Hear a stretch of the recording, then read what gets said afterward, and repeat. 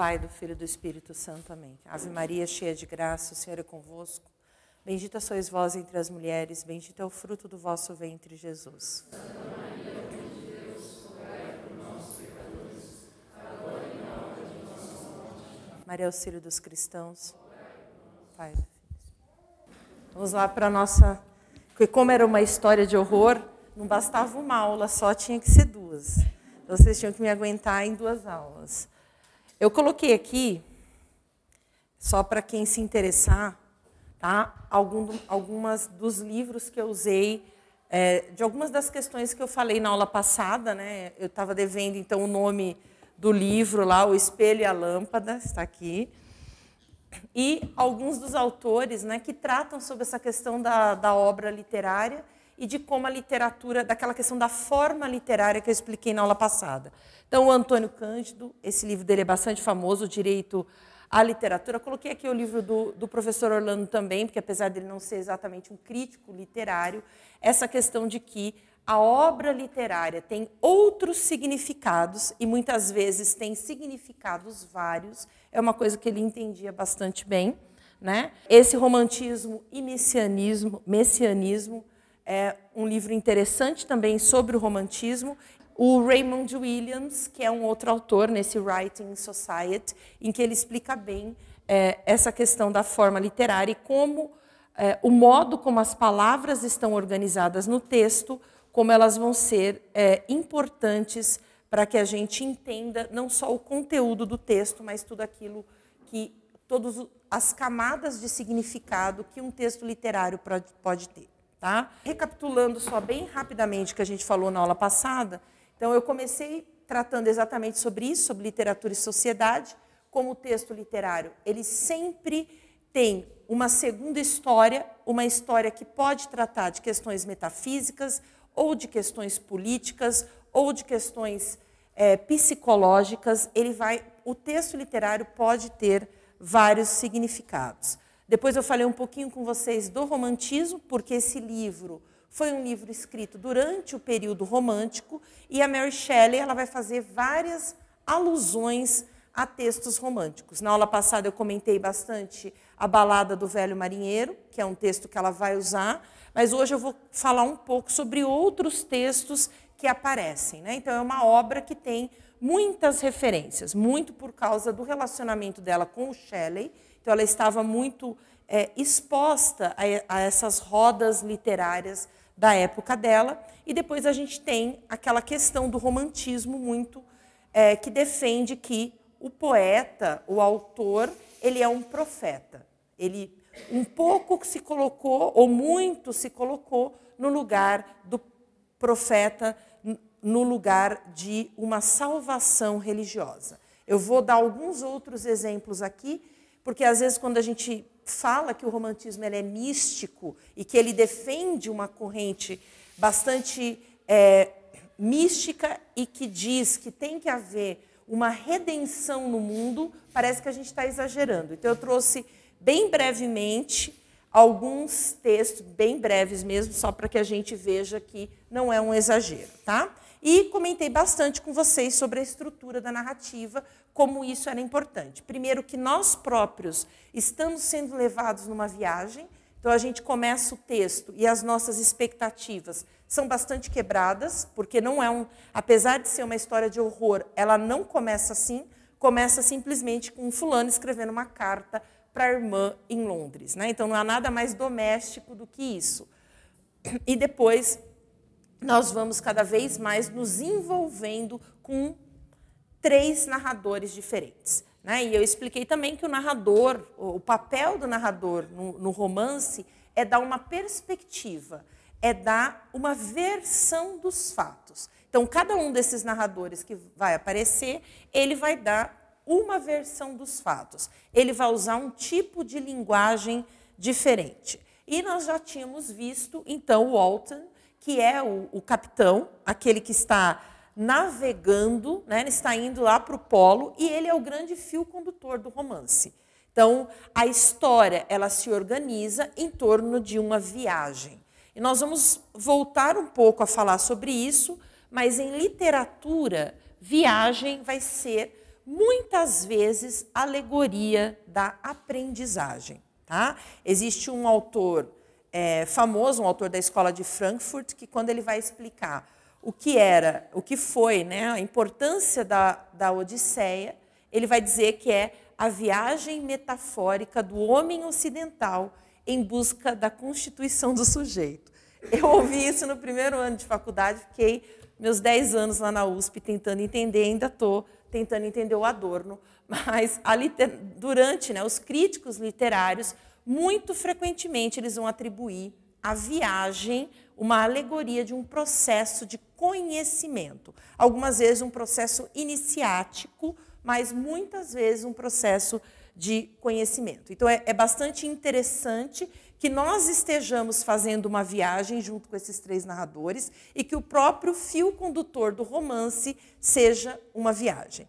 E nós terminamos, né, a aula passada com a narrativa do Victor Frankenstein. Então, a gente viu que o título do livro não se refere ao monstro, o monstro não tem nome, isso é bastante importante, né? Não lhe é dado nem ao menos a dignidade de ter um nome, isso vai ser bastante importante na narrativa dele, e a gente viu que o Victor, ele está ali, ele próprio, numa jornada de conhecimento, diferente do Walton. O Walton, ele quer chegar até o polo para conhecer o mundo, o Victor Frankenstein quer conhecer o mundo, mas sob um outro ponto de vista, sob o ponto de vista do estudo. E a gente viu que ele tem duas perspectivas diferentes. As ciências naturais é o que ele está estudando, mas aparece ali no romance uma certa dicotomia entre as ciências antigas e, muito notadamente, a alquimia e a química moderna. Tá? A gente viu que essa dicotomia ela vai aparecer e que o Victor Frankenstein, assim como o Walton, ele quer chegar a um conhecimento, ele quer ser famoso, por razões diferentes. E a gente terminei então a aula passada, na parte da história, eu estou contando para vocês a história exatamente na ordem que ela aparece no livro. Então, a gente tem o Victor Frankenstein, já tinha criado o monstro, ele tinha se horrorizado quando ele percebe que aquela criatura que ele julgou que seria fantástica é medonha, e ele foge, ele fica doente, e depois logo ele se esquece da criatura. E aí a gente já vai ver como o romance vai dando essas pistas sobre o caráter dele. Né? Lembra que eu expliquei que ele era um narrador não confiável, que o caráter dele era meio... ele é um pouco hesitante, aquilo que ele fala, ele volta atrás, e isso que ele fez, de abandonar aquilo que ele criou, é uma grande falha. E ele, então, e depois mesmo é uma certa superficialidade, né? Porque ele vê que é uma coisa horrível, mas logo depois ele se envolve com um amigo, ele se envolve ele não está fazendo nada de errado, né? Mas ele se envolve ali com a vidinha dele e ele acaba deixando de lado uma coisa importantíssima, que ele tinha criado uma criatura que ele não sabia o que tinha acontecido. Mas o primeiro choque de realidade dele vai ser quando ele recebe a carta do pai, então dizendo que o irmãozinho dele tinha sido assassinado. Ele chega, então, na cidade, novamente, ele volta para a Suíça, novamente, uma noite de tempestade, e ele encontra o monstro. Né? Ele vê o monstro, na verdade, passando, e ele desconfia, na verdade, tem uma certeza de que foi o monstro que matou o irmãozinho dele. Ele vai para casa, acontece que uma pessoa foi acusada, uma pessoa que trabalhava na casa dele, uma funcionária da casa, ela é acusada de ter matado o menino, porque eles acham uma correntinha que o menino tinha junto com essa moça. E a moça, então, ela é condenada à morte. E ele fica com aquele peso de ter a morte do irmão e dessa moça sobre ele, porque ele tem consciência da culpa dele. Ele, então, dentro dessa questão romântica, né, de buscar na natureza o refúgio, ele vai para grandes... ele anda muito, grandes caminhadas solitárias, e ele sente um certo alívio de estar ali em meio da natureza, até que um dia ele encontra o monstro. Tá? Ele encontra o monstro e é aqui que a gente começa hoje, né, a história. Então, o monstro, ele admite que foi ele que matou o menino, né, e ele vai começar a narrativa dele. Então, ele diz, creia-me, Frankenstein, fui benevolente, minha alma ardeu de amor e de humanidade. Não estou só, miseravelmente só. Então, ele vai começar a contar para o Victor Frankenstein por que ele se transformou em um monstro. Ele diz, eu não fui sempre assim, minha alma ardeu de amor. E ele vai dizer, então, que no início, quando ele percebe a existência dele, ele tem a tendência a gostar da humanidade. Tá? Você, meu Criador, me abomina. Que esperanças posso ter de seus semelhantes que nada me devem? Então, quer dizer, se aquele que me criou me abomina, imagina os outros seres humanos. Tratam-me com desprezo e detestam-me. As montanhas desertas e as geleiras lúgubres são meu refúgio. Sou miserável e partilharão de minha desgraça. Então ele começa a dizer, se eu estou nessa desgraça, os outros também vão ter que sofrer junto comigo. Está, contudo, em seu poder recompensar-me e livrar-lhes de um mal que só cabe a você tornar grandioso, de modo que não só o Senhor e sua família, mas milhares de outros devam ser engolidos nos redemoinhos da fúria. Então, ele ameaça aqui o Victor Frankenstein. Sê compassivo e não me desprezes. Ouça minha história. Quando a tiver escutado, abandone-me ou tenha pena de mim, como julgar que mereço. Mas ouça. Aos culpados é permitido pelas leis humanas, sejam eles os mais cruéis, falar em defesa própria antes da condenação.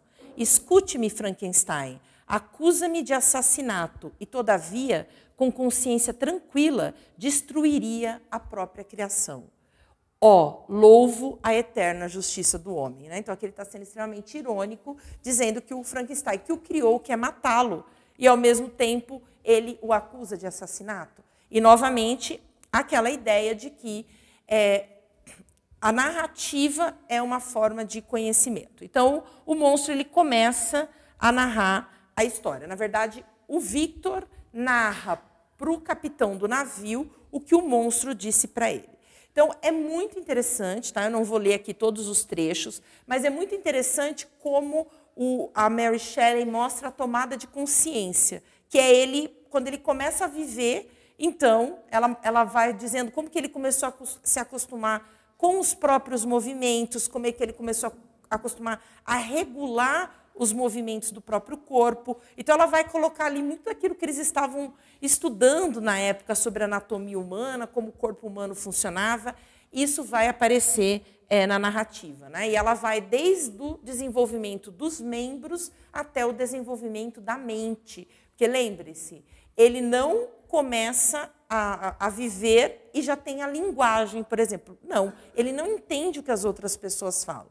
Então, ela vai mostrar realmente como se fosse uma criança, tanto aprendendo a se movimentar, como também aprendendo a entender. Tá? Então, ela vai mostrando um processo de humanização desse monstro, até ele chegar ao ponto de desenvolver as emoções. Então, é bem interessante como ele mostra essa questão de que o monstro, primeiro ele vai para uma cidade, as pessoas têm horror dele, então ele chega e ele vê, quando ele encontra outras pessoas que ele julga que são iguais a ele, ou são parecidas com ele se aproxima. E quando ele se aproxima, as crianças saem gritando. Os pais, quando veem aquele monstro perto dos filhos, pegam paus e começam a bater nele. Ele vai sendo expulso de todos os lugares para onde ele vai. Então, desde o começo, ele é rejeitado pela sociedade. Então, ele vai andando, até que ele chega num lugar ermo, que tem uma série de chalés. E lá, ele fica num chalé e ele consegue, de onde ele está, observar o chalé ao lado onde mora uma família. Um pai que é cego, portanto, o senhor não consegue vê-lo, e uma moça e um rapaz, que são irmãos. E ele começa, então, a perceber o que é uma família. Ele começa a ouvir as pessoas conversando e, aos poucos, ele começa a entender o que eles estão falando. Eu estou rindo porque está falando alemão, não sei como que alguém poderia entender, aprender o que eles estavam falando, mas ele começa a entender o que aquelas pessoas estão dizendo. Depois ele começa a ver que existe uma desigualdade no mundo. né? Então ele começa a ver que alguns têm muito e aquela família tem muito pouco. Eles passam muita necessidade, né? Eles sofrem muito. E ele começa também a desenvolver a linguagem, né? Mostra também ali a importância da natureza. Então o livro mostra longas descrições dessas pessoas ali vivendo em meio à natureza, apesar da pobreza, eles vivem felizes, são uma família feliz, né? Ele descobre também a literatura. Como? Como o pai é cego, como ela pensou em todas as questões da narrativa. Os filhos leem para o pai à noite. Então ele fica ali, ele começa a ouvir essas histórias que o rapaz conta para o pai. Né? E aí até diz que é uma coisa muito interessante, porque é exatamente isso que a gente ensina para as crianças na escola, né? Quando a gente está alfabetizando, uma das coisas que a gente precisa mostrar para a criança é que existe uma correspondência entre aquilo que está escrito e aquilo que eu estou falando, e ele percebe isso, e a Mary Shelley descreve, né, quando ele tem essa consciência de que o que as pessoas estão falando, elas estão lendo num livro, que existe uma correspondência entre os signos gráficos e a fala. Né? Então ele vai lendo e ele começa, mas assim, como eu disse novamente, não é como nós que começa a ler Caminho Suave, né? Aquelas coisas assim, a história do ratinho. Não, ele já começa Plutarco, Milton, né? Os sentimentos do jovem Werther. Veja como ela vai colocando ali a literatura e textos bastante difíceis. Né? Então ele diz, com Plutarco começo a aprender como a sociedade humana se desenvolve. Né? Paraíso Perdido do Milton. Né? O Paraíso Perdido valeria até a pena depois a gente ver, né? Mas o Paraíso Perdido ele reconta a história da Bíblia, né? É isso que o Milton faz, é um poema épico em que ele reconta a queda de Adão. Ele conta também a queda de Satanás. Né? É uma história bastante interessante, mas ali ele está lendo Milton, está lendo Os Sofrimentos do Jovem Werther. Tá? Esse livro vai ser o grande precursor do romantismo. Quando esse livro ele foi lançado, diz-se que houve uma onda de suicídios pela Europa, porque é isso que o Werther faz no final do livro, mas ele é considerado o grande precursor, ou o grande iniciador do romantismo. Tá? Então, ela coloca todos esses livros ali. Né? E aí, o monstro comentando. Essas narrativas maravilhosas inspiraram-me sentimentos estranhos. Seria o homem, ao mesmo tempo, de fato, tão poderoso, virtuoso e magnífico, e não tanto tão vicioso e desprezível? Pareceu-me simultaneamente um mero herdeiro do princípio do mal. E, por outro lado, tudo o que pode ser concebido como nobre e divino. Então, ele retoma aqui, não está explicitamente isso no texto, mas ele retoma aqui a grande questão do Hamlet. Né? No Shakespeare existe uma fala, um dos solilóquios ali, em que o Hamlet diz, né? Eu vou ler em português, mas ele diz: que obra-prima é o homem, como é nobre em sua razão, como é infinito em faculdades, em forma e movimentos, como é expressivo e admirável, nas ações, como se parece com um anjo, na inteligência, como se parece com um Deus, a maravilha do mundo, o padrão de todos os animais. E mesmo assim, que significa para mim essa quintessência do pó? Né? Então, essa questão que o Renascimento já coloca sobre a natureza humana, que existiria uma contradição inerente. Como é que nós somos capazes de grandes pensamentos e, ao mesmo tempo, nós morremos e viramos pó? Olha essa questão da matéria, que é o que faz com que a inteligência humana, que é tão superior, e o Shakespeare está escrevendo no Renascimento, né? Então, uma grande importância para a razão humana, mas como que nós somos portadores de uma razão que é capaz de compreender tanto e, ao mesmo tempo, nós somos passíveis da morte e nós viramos pó. Né? Então, essa reflexão sobre a natureza humana, o monstro traz. Então, vejam que ele é uma pessoa muito mais profunda do que o Victor Frankenstein. uma pessoa que pensa muito, que reflete muito mais do que o Frankenstein, né? E aí ele começa a contar. Enquanto eu ouvia as instruções que Félix dava à forasteira, porque, claro, gente, é um livro romântico. Então, é cheio de peripécias, né? É típico do romantismo acontecer muita coisa. Então, é óbvio que a gente começa e é típico do romance também, haver várias tramas paralelas, né? Então, eu estou muito tratando a narrativa de forma muito concisa. O romance ele é bem maiorzinho, tá? Mas essa família que ele está vendo ali, chega uma forasteira, um dia uma árabe, né? E eles, então, também têm que ensinar muitas coisas para ela. Por exemplo, ensina a moça a ler. É por isso que ele também vai aprender a ler vendo isso.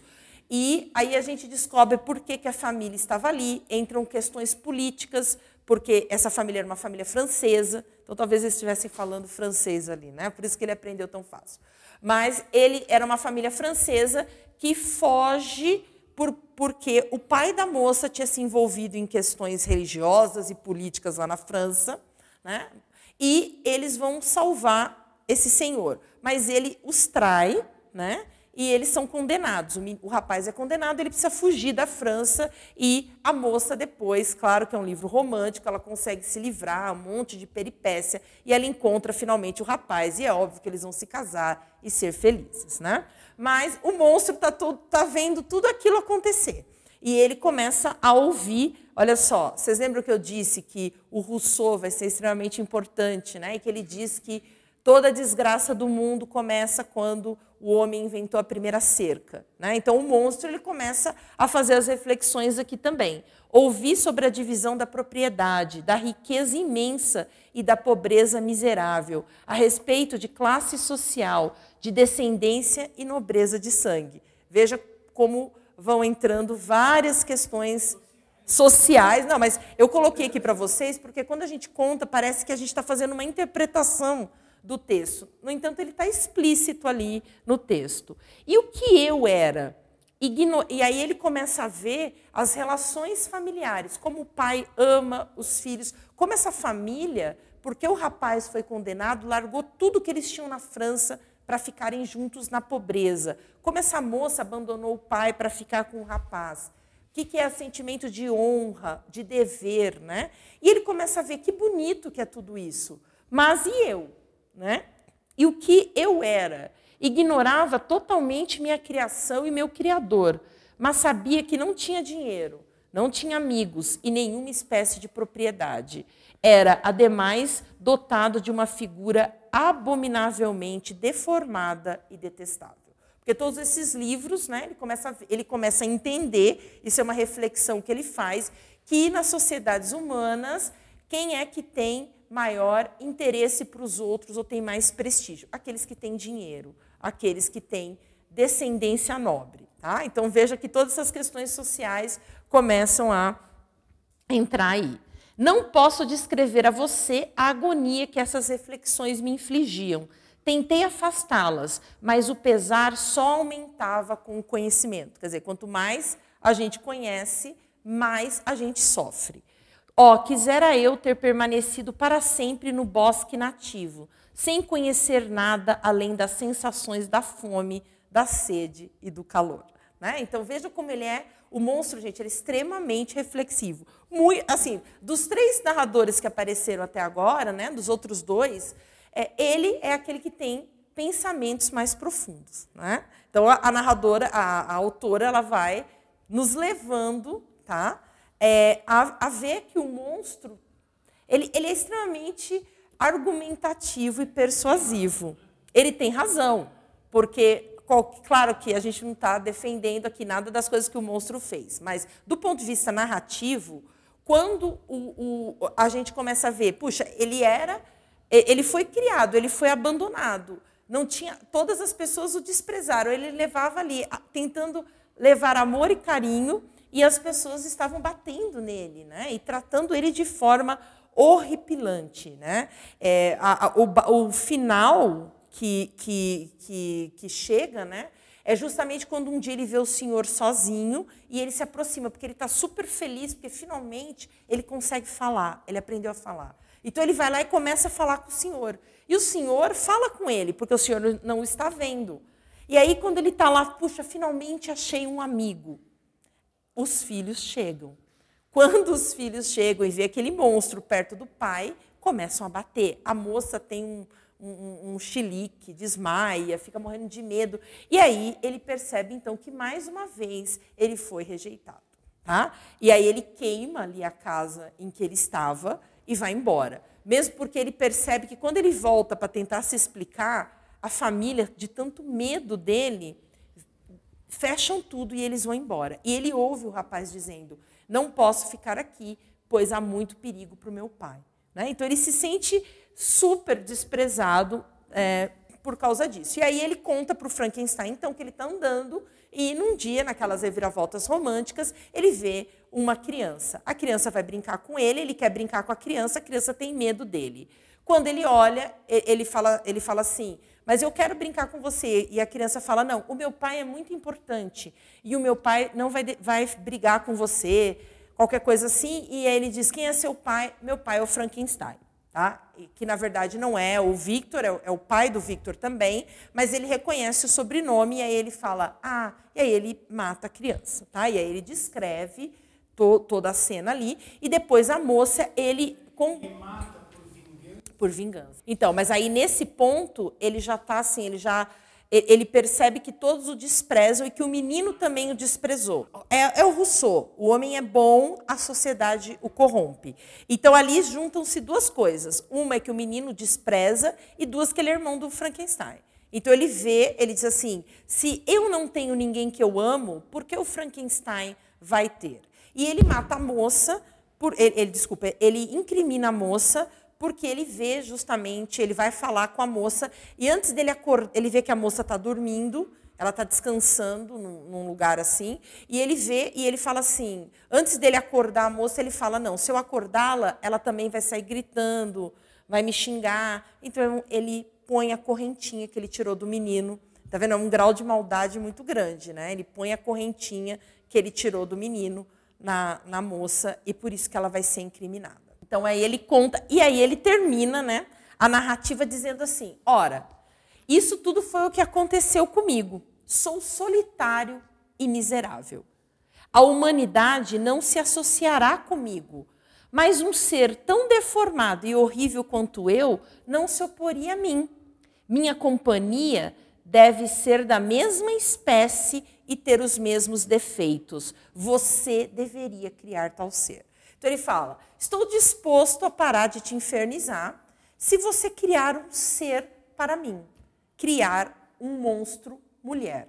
Tá? Então ele pede para o Frankenstein que o Frankenstein crie uma companheira para ele. Ele diz, eu não posso viver com a sociedade não me quer, ninguém me quer, mas o ser humano não pode ser sozinho. Então eu preciso de alguém para me acompanhar. Então, você precisa criar alguém tão feio e deformado quanto eu. Tá? Então, a gente vê que ele estabelece aí um contraponto à narrativa do Frankenstein, ele dá a versão dele, e mais do que isso, né? Ao contrário do Frankenstein, a narrativa é um contraponto também, porque vocês lembram que o Frankenstein diz como ele foi amado pelo pai e pela mãe, como ele foi desejado pelos pais, como os pais cuidaram dele, fizeram tudo para ele. E ele é o contrário. Né? Ninguém gosta dele, ninguém o quer. Enquanto para o Victor Frankenstein tudo foi fácil, tudo foi bonito e todo mundo o amava, ninguém amava o monstro. Tá? E ele vai demonstrar também uma grande capacidade argumentativa. Né? E não há inconstâncias, tá? Inconsistências explícitas na narrativa dele, como a gente vai encontrar na narrativa do Victor. E aí o Frankenstein retoma a narrativa. Então, o monstro acaba a narrativa do monstro, volta a narrativa para o Frankenstein e ele começa a explicar para o capitão como, a princípio, ele negou. Ele falou, jamais, porque ele sofreu imensamente na época que ele estava lidando só com morte. Ele ficou extremamente obsessivo, ele parou de escrever para casa, ele só lidava com cadáveres. Então, ele fala, não quero mais fazer isso, não vou fazer. Né?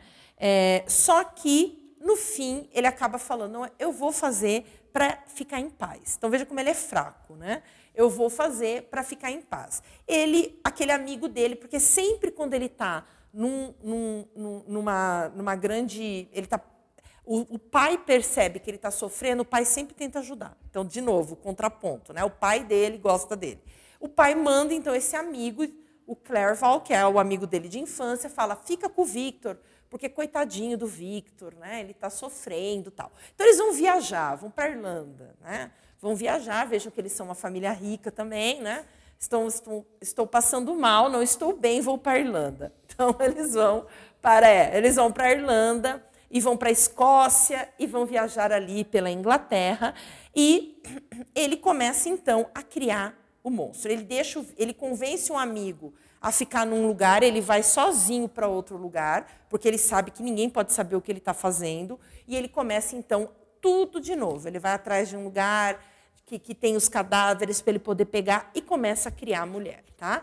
Mas, conforme ele vai criando, além do desgosto, do horror natural, pela própria matéria que ele está tratando ali, ele começa a raciocinar também. Puxa, eu vou criar uma fêmea? E aí ele diz, enquanto estava ali sentado, uma sucessão de pensamentos levou-me a considerar os resultados daquilo a que me dedicava naquele momento. Né? Então ele vai dizer, ela, que provavelmente se tornaria um animal pensante e racional, poderia recusar-se a cumprir um pacto, porque o monstro diz assim, eu prometo que nós não vamos ficar na sociedade, nós vamos para um outro lugar. Só que ele começa a falar, quem disse que a mulher vai concordar com ele? Né? Quem disse que a mulher vai concordar com o marido? Então, ela vai ser um ser pensante, ela vai ser um ser pensante e racional, diferente do monstro, e ela vai querer fazer o que ela quiser e não o que ele quer que ela faça. Né? Então, o Victor mostra ali uma sabedoria, né? E diz, melhor eu não criar essa mulher. E ele diz, e mesmo que deixassem, aí tem uma segunda questão que é importante aqui, mesmo que deixassem a Europa e fossem habitar os ermos do Novo Mundo, ainda assim, um dos primeiros resultados da vida comum que o demônio ansiava seriam os filhos, o que propagaria uma raça de demônios pela terra, tornando a existência da espécie humana precária e repleta de horror.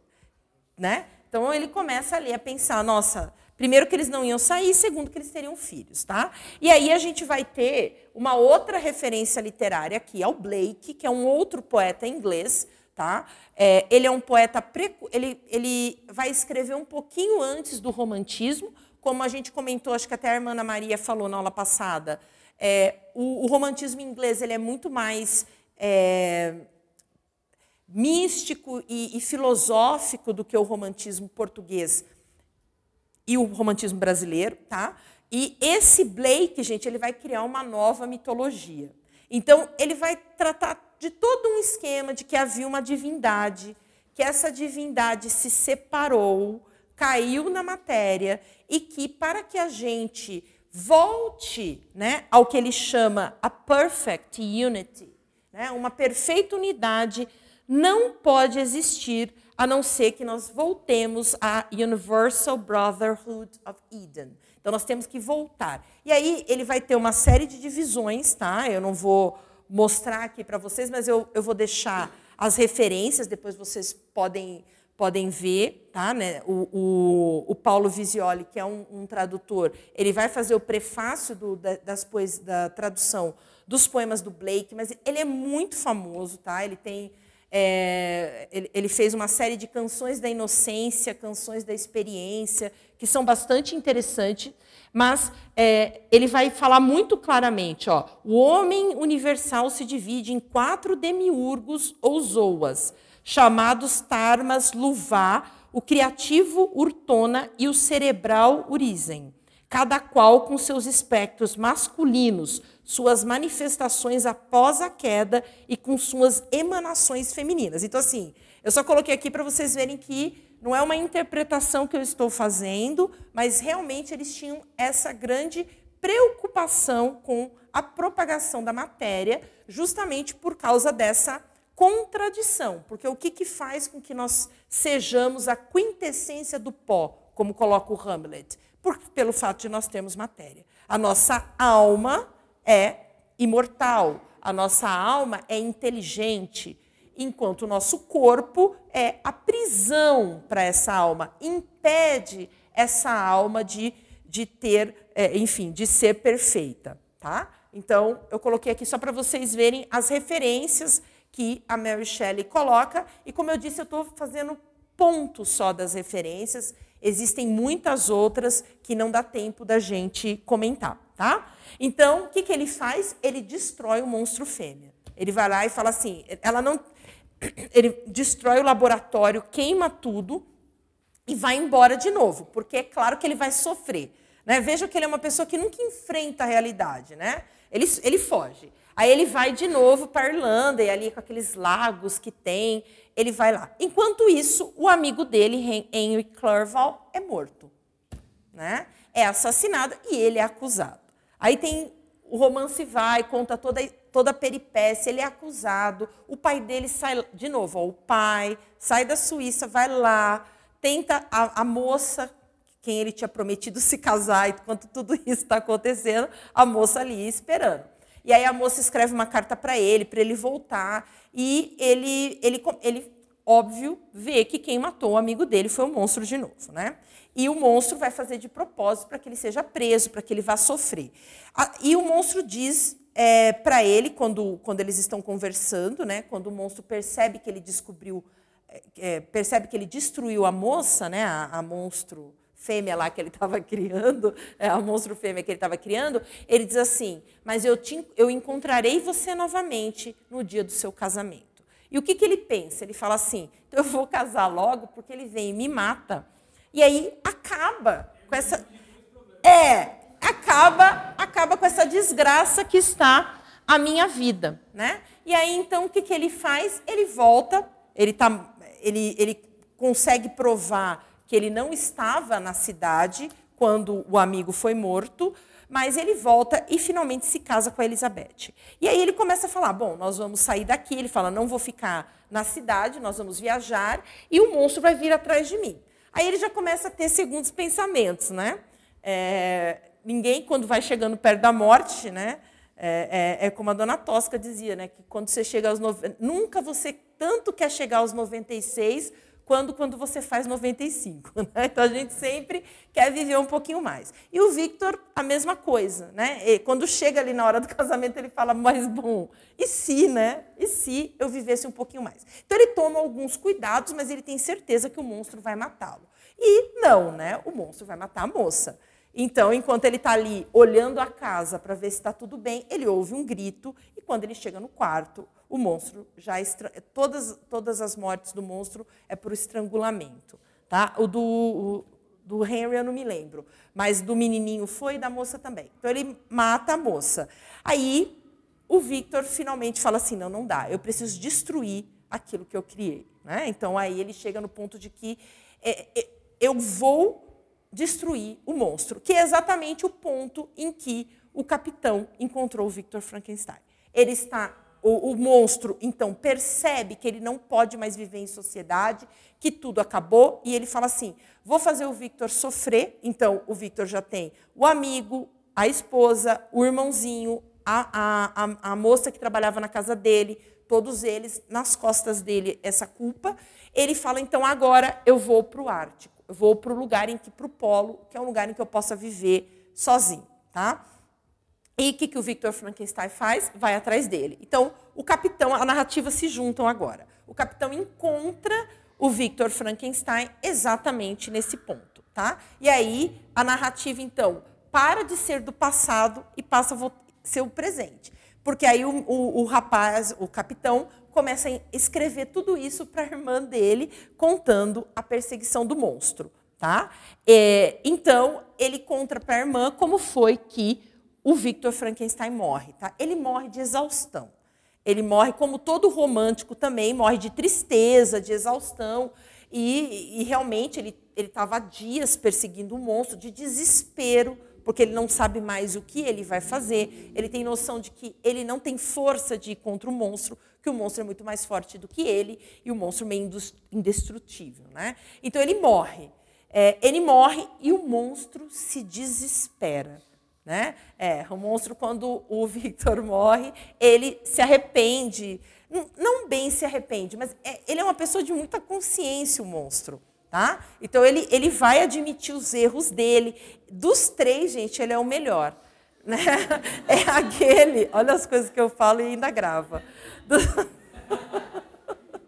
Do ponto de vista da narrativa da Mary Shelley, do ponto de vista da construção da história, da construção do psicológico do monstro, o monstro, gente, se nós formos fazer uma análise, né, ele é o que mais reconhece. É o coitadinho, mas olha o que ele fala, olha como ele fala bem. No entanto, não busco comiseração em minha angústia. Jamais encontrarei compaixão. Quando primeiramente a busquei, o que desejava comunicar era amor à virtude, os sentimentos de felicidade e afeição que transbordavam de todo o meu ser. Agora, porém, que a virtude tornou-se para mim uma sombra e a felicidade e a afeição transformaram-se em um desespero amargo e repugnante, em que deveria buscar simpatia? Contento-me em sofrer sozinho, enquanto perdurarem as penas. Quando morrer, fico satisfeito que a aversão e o opróbio adulterem minha lembrança.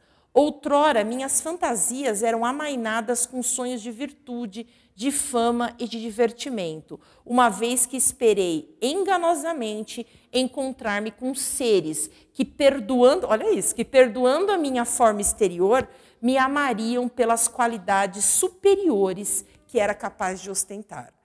Estava nutrido por pensamentos elevados de honra e lealdade. Agora, contudo, o crime degradou-me e pôs-me abaixo do pior dos animais. Mas é assim. O anjo decaído torna-se um diabo maligno. Entretanto, mesmo esse adversário de Deus e dos homens tinha amigos e companheiros na desolação.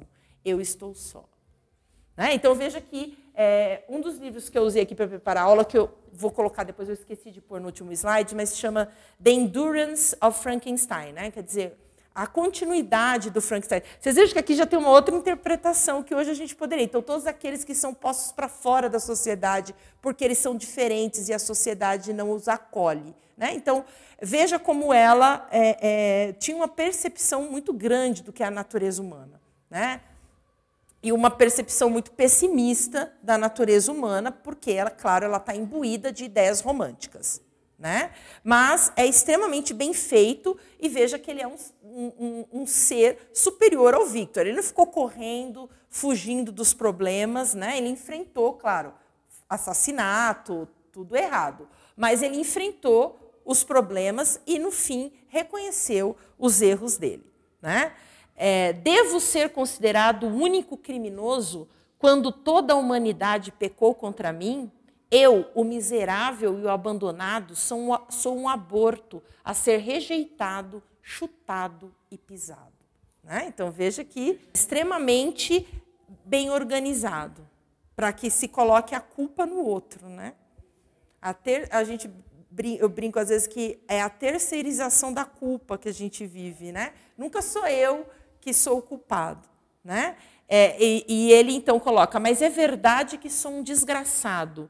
Entreguei meu Criador, um espécime em tudo digno de amor e admiração entre os homens, à miséria. Perseguiu até, mas você veja que no final ele faz um meia-culpa aqui, ó. Perseguiu até a ruína irremediável. Ei-lo aqui, jaz alvo e gélido pela morte. Detesta-me, mas seu desdém não se equipara ao que nutro por mim mesmo. Olho para as mãos que executaram o ato, né? Ele olha para a mão que criou ele. Penso na alma em que ele foi imaginado e anseio pelo momento em que tais mãos encontrarão meus olhos, quando a imaginação não assombrará mais meus pensamentos. Né? E aí o livro acaba dessa forma. Tá? Acaba dessa forma, quer dizer, o monstro vai embora para morrer sozinho, né? Ele não se mata, ele vai embora para morrer sozinho, o Victor Frankenstein está morto e o Walton não consegue chegar no polo porque o navio tem uma série de problemas ali. O livro acaba aqui, a gente não sabe se ele conseguiu chegar ou não, mas me parece que não chegou. Tá? Então, a gente tem uma narrativa que é verdade, vai haver várias camadas ali que a gente poderia interpretar. Tá? Não se preocupe que eu não vou fazer uma análise de todas elas, mas vejo que a gente poderia ficar muitas aulas vendo cada um desses lados que ele vai fazer, né? Que a Mary Shelley vai tratar. Né? Então, a gente tem esse desejo de ser Deus, que parece que é muito pungente aí na narrativa. Né? Uma nova espécie me louvará como seu criador e fonte de vida. Muitas criaturas felizes e excelentes terão sua existência devido a mim, é o que ele fala. Né? A gente vai ter também a revolta da criatura contra o Criador, que estaria aí nesse mesmo ponto, quer dizer, mas que é um Criador ruim. Né? Não sei se vocês percebem isso. Ele não é digno de confiança. Ele é admirável, percebe-se que ele é diferente da criatura, ele é maior que a criatura, mas ele não é digno de confiança. Né? E ele despreza a criatura que ele criou, porque essa criatura é deformada, é materialmente imperfeita. Né? Então, isso é bastante interessante. E há a revolta da criatura contra o Criador. Né? Então, o monstro se revolta contra o Victor Frankenstein. A gente tem a crítica à ciência moderna, né? Então, a química, a todas as ciências naturais que estão aparecendo. Eu estou olhando ali para o professor Takassi. Eu vou dar esse livro para os alunos do professor Takassi usarem como uma argumentação para não participar das aulas de química, né? Porque isso aqui não é de Deus, Takassi. Tá? Já diz aqui o monstro, já diz, olha o que aconteceu com Frankenstein, que tentou aprender isso. Tá? Então, ele vai fazer uma crítica à ciência moderna. Né? Quão perigosa é a aquisição do conhecimento e quão mais feliz é o homem que acredita que sua terra natal é o mundo do que o homem que aspira se tornar maior do que sua natureza o permite. Né? Eu sempre vou lembrar aí do Fernando Pessoa, várias coisas. Isso de dizer que você é mais feliz quando você não conhece, é uma coisa que o Fernando Pessoa, que é um poeta português, vai falar, que é um outro grande místico, e que muito tem uma teoria dessa de que a gente precisa buscar uma redenção mística. Ele vai falar isso, e ele tem feliz é aquele que acredita na sua aldeia. Ele tem um poema que ele fala muito parecido com isso. Né? Não sei se ele conhecia, provavelmente ele conhecia o Frankenstein. Ele foi alfabetizado em inglês, né? mas eu não sei se existe alguma referência. Tá? E nós vamos ter também o medo do pensamento radical. Vocês lembram que eu disse que o próprio monstro é como o pai dela, para quem ela dedica o livro, era retratado nos jornais ingleses ali da época como monstro. Né? E aí a gente tem, eu não achei em português, mas o Burke, o Edmund Burke, ele vai ser um escritor inglês conservador que vai se opor muito à Revolução Francesa. Tá? E o Burke ele tem essa frase que ele diz que, saindo do túmulo a monarquia assassinada da França, surgiu um espectro. Né? E essa frase do Burke é daí que vai se tirar de que os radicais são monstros. Né?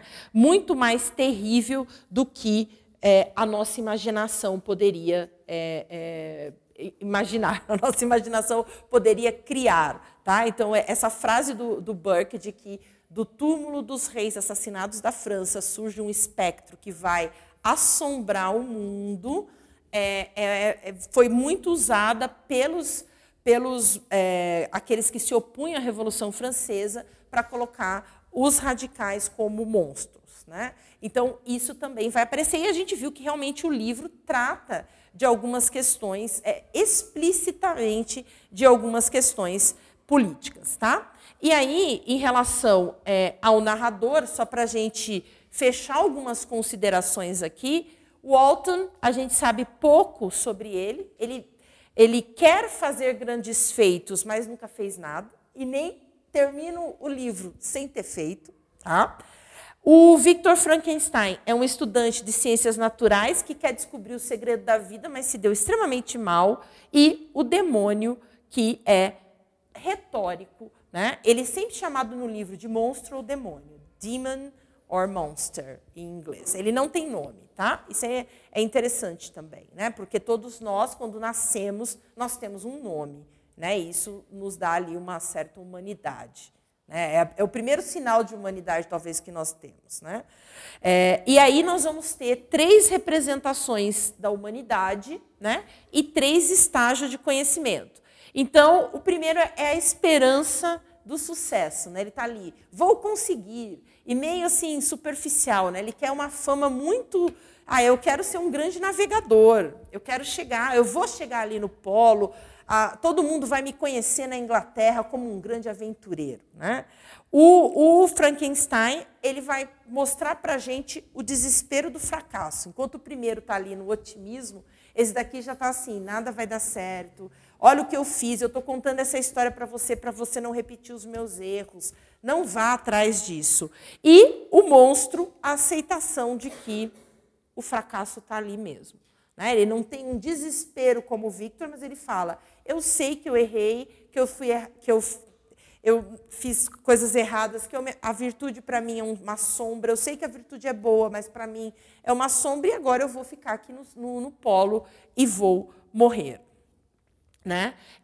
O Walton, se a gente fosse pensar em estágios de compreensão do que é a natureza humana, ele está no primeiro estágio ali, né? Ele ainda está... achando que é uma vida material que eu preciso, né? Que eu preciso ter um sucesso de ser um grande navegador, de conquistar algumas riquezas nesse mundo e da fama. Né? O Frankenstein ele já está num nível um pouco maior, ele já compreende que a fama não é simplesmente chegar no polo, mas é criar, é ser um criador, ser um deus, uma espécie de um deus, usando a ciência que existe ali na sociedade. E o demônio, sob o ponto de vista romântico, que é o da autora do livro, ele compreende mais a natureza humana e os limites da existência. Então, essa questão que o Renascimento já tinha colocado, dessa contradição da natureza humana, o monstro compreende muito mais profundamente do que os outros dois. Né? Como eu comentei, ele é, do ponto de vista de construção, do ponto de vista literário, muito mais bem construído do que os outros. A fala dele é muito mais elaborada do que o Walton. O Walton, do ponto de vista linguístico, é o mais assim, se nós estivéssemos lendo o texto, né? E o inglês como nossa segunda língua, é o mais fácil da gente entender, porque ele está simplesmente fazendo um relato de viagem. O Frankenstein, ele já tem uma narrativa mais elaborada, mas várias das coisas que ele fala, ele volta atrás. Né? Eu disse para vocês, por exemplo, ele começa a narrativa dele dizendo que ele é de Genebra, depois a gente vê que ele nasceu na Itália. Tá? Eu não me lembro que cidade que ele nasceu. Será que foi em Gênova, só para a gente se... Onde? Nápoles, obrigada. Ele nasceu em Nápoles. Se fosse em Gênova, ia ser que nem a gente que pega o trem errado. É Genebra e Gênova. Mas ele nasceu em Nápoles, tá? Então já tem ali ele vai e volta na narrativa dele. E o monstro, ele tem uma narrativa muito mais do ponto de vista literário, muito mais bem construída. Do ponto de vista de conhecimento da natureza humana, o conhecimento que o monstro demonstra na narrativa é muito maior também. Então, as nuances de que nós passamos por vários estágios de compreensão. Primeiro, eu tenho o domínio do meu corpo. Depois, eu tenho o domínio da linguagem. E a linguagem é extremamente importante para o meu pensamento. Isso não está na narrativa do Frankenstein. O Frankenstein ele foca muito nele.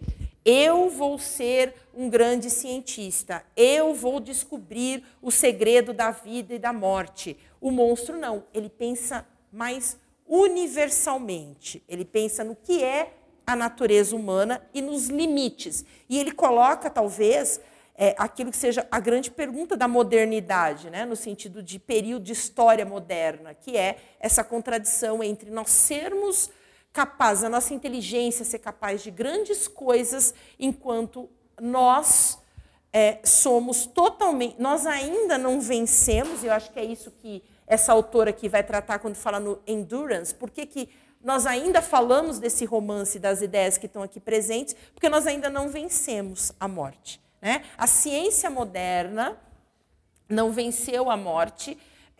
Nós não temos ainda uma explicação filosófica para a morte, né? Não temos uma... E muitos poucos têm uma aceitação de que ela existe, né? De que a morte existe e de que existem limites para a sociedade, para a natureza humana, né? Que a natureza humana ela não é Deus, né? Que o homem não é Deus. Então, isso é uma questão que o Hamlet já se colocava, e que já se colocava muito antes do Hamlet, e que ainda não foi resolvido, né? Então, eu só coloquei aqui algumas outras questões, não vou comentar cada um deles, mas só para que a gente entenda, né, como o livro ele vai trazer várias questões que podem ser tratadas. Então, a importância do conhecimento, né, e como o conhecimento ele vai trazer...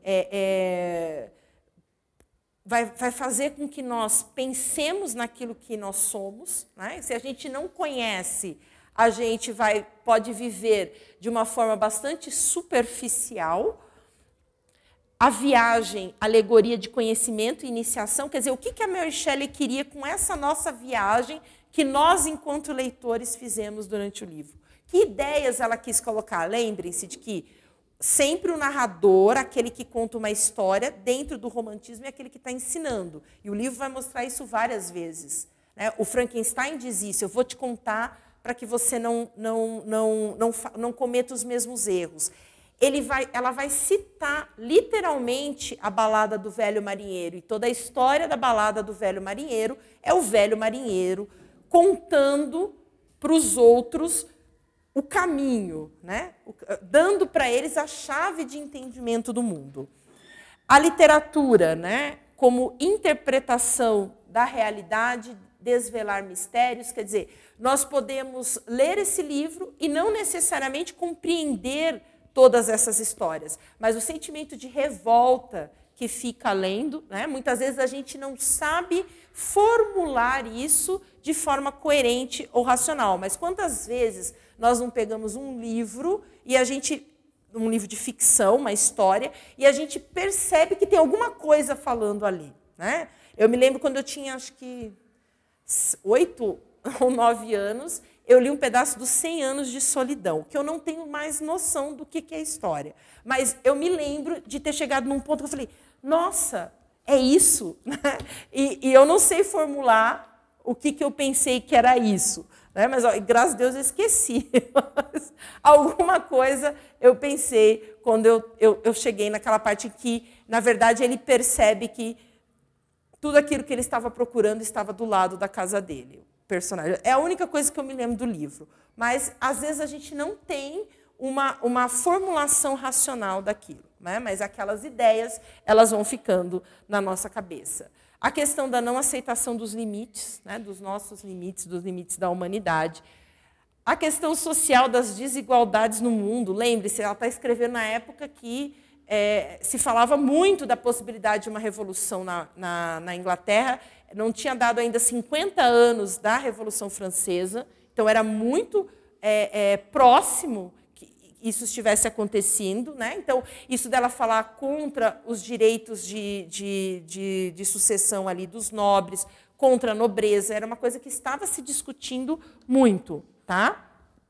Essa doutrina, né, de que a matéria aprisiona a divindade e que nós precisamos encontrar meios para voltar para essa unidade, né, que o poeta aqui que eu citei hoje, ele diz que essa Brotherhood of Eden, essa irmandade no céu, né? E aí a pergunta coloca quem é o monstro na história, né?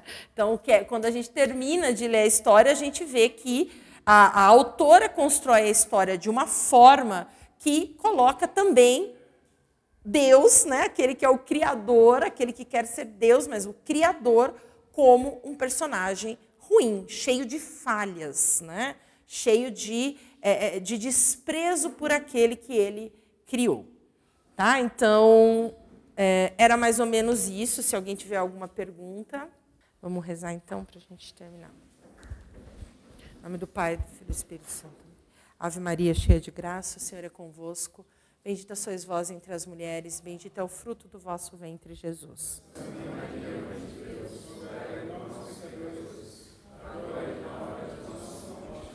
Maria, auxílio dos cristãos.